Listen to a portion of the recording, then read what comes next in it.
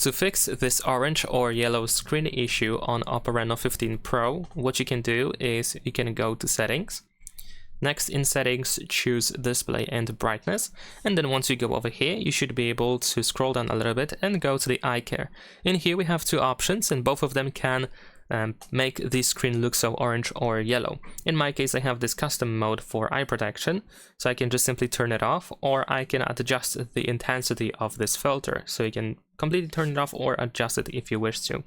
There is also the eye comfort and sleep, which is automatic option, but it also can turn your screen orange or yellow, so in this case you might want to turn it off as well.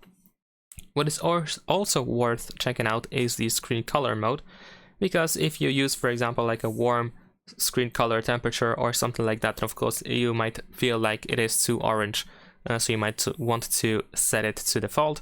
And also even the screen color mode can provide that feeling that the screen is not really completely white. So instead of, for example, using the standard screen color mode, you might want to switch to natural or vivid if you want to. Leave a like and subscribe.